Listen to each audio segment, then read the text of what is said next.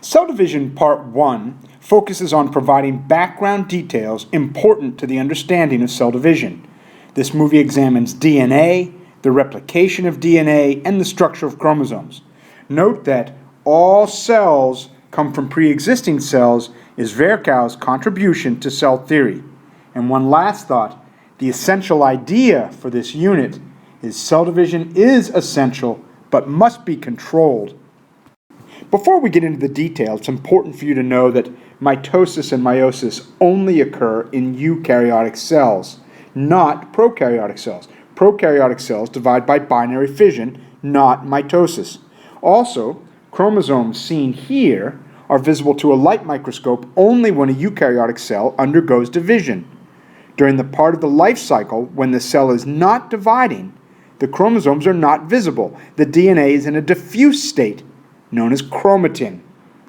Let's start with two IB syllabus statements, define the term mitosis, and then state that growth, embryonic development, tissue repair, and asexual reproduction involve mitosis. State that tumors, cancers, are the result of uncontrolled cell division, and that these can occur in any organ, plant or animal, any organ or tissue. Mitosis is an asexual cell division where the daughter cells are genetically identical to the parent cell. Mitosis is an asexual cell division that's important to growth, embryonic development, and tissue repair, which is seen here as a part of the human life cycle. But tumors, cancers, are also the result of cell division, mitosis. However, tumors result from uncontrolled cell division. Tumors can occur in any organ or tissue, plant or animal. Now, meiosis here has its role in the human life cycle to produce gametes, egg and sperm, with half the number of chromosomes. This number 23 is the haploid number in humans. Gametes, egg and sperm, will fuse, that's called fertilization, following the mating of male and female. The fusion of haploid gametes restores the diploid number of chromosomes at 46 for humans. Meiosis and the subsequent fusion of sperm and egg creates genetic variety, genetic variation. More detail on meiosis will be provided in Cell Division Movies Part 3 and 4. In the last slide, we were looking at the human life cycle. Here are specific IB syllabus statements that follow from the last slide, but the focus here is the cell cycle. First one is outline the stages in the cell cycle, including interphase, G1S, G2, mitosis, and cytokinesis. The second statement is state that cytokinesis occurs after mitosis. Let's focus on the cell cycle of a cell undergoing mitosis. Mitosis is an asexual cell division that's important to growth, embryonic development, and tissue repair. A cell spends most of its time in G1, where the DNA is in a diffuse state, and the cell undergoes typical cell activities such as protein synthesis, cell respiration, photosynthesis, fermentation, etc. In G1, the DNA is not yet replicated. If a cell is to divide, undergo mitosis, then the DNA replicates in the S phase. Here, we can see that here. Then, the cell has a brief G2 phase preparing for mitosis. G1, S, and G2 all together are known as interphase. Then, mitosis is the division of the nucleus, and that's seen here. There are four parts of mitosis: prophase, metaphase, anaphase, telophase, and then the cytoplasm divides, and that's known as cytokinesis. We will look at the details of mitosis in Cell Division Movie Part 2. One way of understanding mitosis is to use this graph with the amount of DNA per cell on the y-axis across time as the cell divides. I think it's important to understand mitosis in this way. At G1, the amount of DNA per cell is this quantity. And then with the S phase, the DNA replicates, it doubles.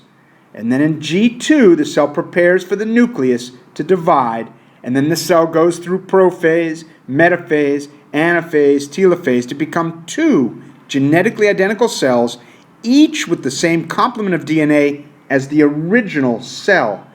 Again, G1 is here, and then we're beginning the next cell division process. Remember that G1, S, and G2 together are known as interphase. In this image, we can see DNA that is unzipped to replicate. The two parental strands here and here are templates for the building of two new strands here and here.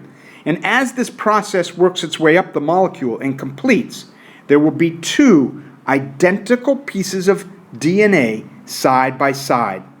DNA codes for the construction of protein, and DNA, when replicated as a part of cell division, carries the hereditary information from one generation to the next, from the parent cell to the daughter cell. Here's a more detailed look at DNA. You can see the complementary base pairs, the purine-pyrimidine pairs, that with hydrogen bonding here and here holds the two strands together. The legs of the double helix are repeating sugar-phosphate polymers. Notice the orientation of one strand relative to the other. This is known as anti-parallel. Here's another look at DNA replication, where the parental strands unzip and provide a template for the building of daughter strands, with the ultimate result of forming two identical pieces of DNA. A gene is a linear sequence of nucleotides along a segment of DNA that provides the coded instructions for the synthesis of RNA, which when translated into protein leads to the expression of hereditary characters. The replication of DNA is known as semi-conservative because the original molecule unzips and the parental strands are conserved while the new strands are built using the parental strands as templates. In this image, it's clear how one DNA molecule unzips as part of the formation of two genetically identical molecules. For a brief period of time in cell division, the two pieces are held together right here by some protein known as a centromere. It's located right here. In this diagram, we can see the chromosome before replication. And then replication occurs. You can see the image of the replicated chromosome here. And then mitosis pulls those two pieces apart into separate cells.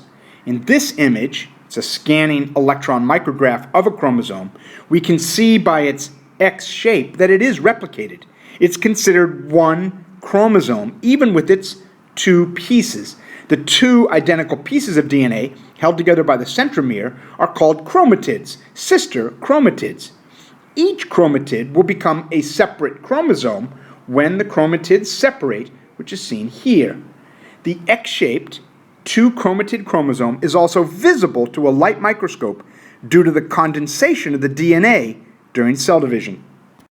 In this image, we can see two chromosomes before replication.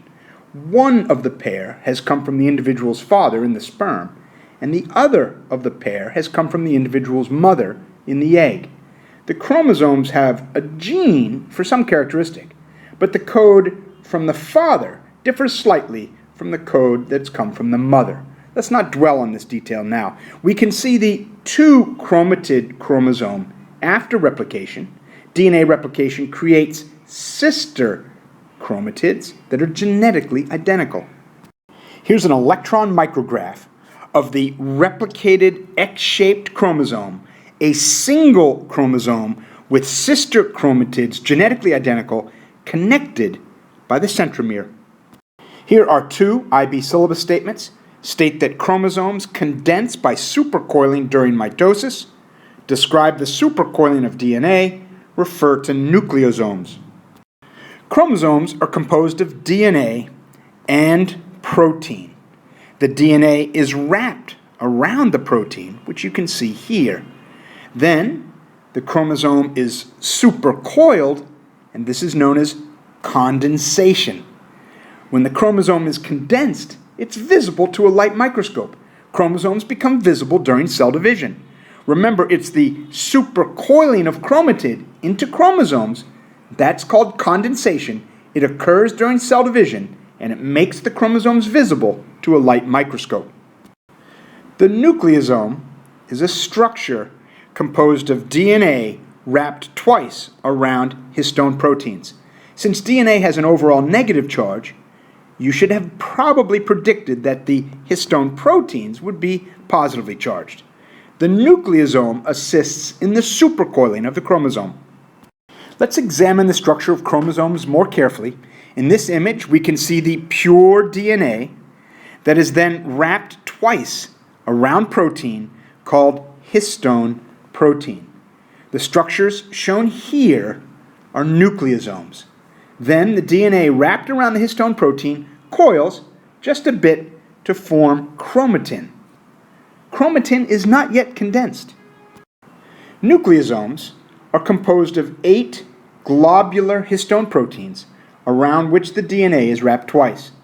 The DNA regions that lie between nucleosomes are linker regions, and they're likely to carry genes, while the regions of DNA wrapped around histone do not carry genes. Now, this might make sense to you in that enzymes must gain access to the DNA, the genes, in order to transcribe them into mRNA for protein synthesis. The genes in these linker regions are available for transcription, while the DNA wrapped around histone is not. Here are 2 IB syllabus statements with some detail about nucleosomes, detail that will appear later in this course. Nucleosomes help to supercoil the DNA. Nucleosomes help regulate transcription in eukaryotes. During prophase of mitosis or meiosis, the chromatin condenses, supercoils, as can be seen here, to become the visible chromosome. Again, condensation occurs during prophase of the cell division process. The DNA is already replicated to form the X-shaped structure that we can see when we look up the term chromosome. Here's another image of the replicated two-chromatid chromosome. Shortly after the replication process, the DNA condenses, supercoils, as the DNA wraps around the histones with further coiling to become visible to the light microscope. On the right is a micrograph of the chromosomes from a cell. Here are 2 more IB syllabus statements. In a eukaryotic species, there are different chromosomes that carry different genes. The number of chromosomes is a characteristic feature of members of a species. This is an image of a karyogram, an alignment of one person's chromosomes, 23 pairs, according to size, centromere position, and staining patterns. Some chromosomes are large, and some are small, and some, like the sex chromosomes, determine gender. One chromosome of each pair comes from the individual's father in the sperm, while the other of a pair comes from the mother in the egg. That's why there are pairs. The pairs originate from the fusion of a sperm and an egg, each of which delivers one set of 23. Upon fertilization, there are 2 sets of 23, 46 chromosomes, or 23 pairs. Sperm and egg each have 1 set, that's known as haploid, but after fertilization, the individual has 2 sets, and that's known as diploid. The chromosomes seen in this image are real. Someone donated a cell that was cultured into cell division. The chromosomes would become visible, and then the cell was squashed, and a technician aligned the chromosomes into the karyogram. Each one of these 46 chromosomes is a two-chromatid chromosome. Replication has occurred prior to mitosis. Then the chromatid was condensed to become visible. As we can see here, the chromosomes are visible. The pairs of chromosomes are known as homologous pairs. One chromosome of each pair comes from the individual's father in the sperm, while the other of a pair comes from the mother in the egg. Homologous pairs carry alleles for the same genes, a gene for certain characteristics like flower color. The alleles are alternative codes for flower color, such as a red code or a white code. Thus, homologous chromosomes carry genes for the same characteristics, but they're not genetically identical. The sex chromosomes determine gender. The person who produced this karyogram was male because he inherited the Y chromosome from his father in the sperm and the X chromosome from his mother in the egg. Here are 2 IB syllabus statements with some detail on homologous pairs and the karyogram. State that homologous chromosomes carry the same sequence of genes, but not necessarily the same alleles, the same codes of those genes, describe a karyogram, and provide one use of a karyogram. Karyograms are used for prenatal screening of genetic disorders in a fetus. In this image, we can see the X and Y chromosome. These are sex chromosomes. The person from whom these chromosomes came was a male. Now, the autosomes are all of the other chromosomes that do not determine gender. The sex chromosomes determine gender. Keep in mind that the X and the Y chromosome shown here are both X-shaped two-chromatid chromosomes. The Y has its name simply because it's small and is a way to distinguish it from the X. Because depending on whether a sperm carrying a Y or a sperm carrying an X chromosome reaches the egg first, gender is determined. If a sperm carrying a Y chromosome reaches the egg first, a boy results. But if a sperm carrying an X chromosome reaches the egg first, a girl results. Let's review a bit. Asexual cell division in eukaryotic cells begins with the replication of DNA. Following replication, there's a brief growth phase known as G2. Mitosis has 4 phases, beginning with prophase, where DNA is wrapped around histone proteins and will supercoil to become visible to the light microscope. The 4 phases of mitosis will be covered in high detail in the next movie. Following mitosis, the cytoplasm splits in a process known as cytokinesis. Remember that mitosis is important for cell growth, embryonic development, and tissue repair, but that tumors form from uncontrolled mitotic divisions, and they can occur in any cell, plant, or animal. And that brings us to the end of IB Bio Cell Division Part 1.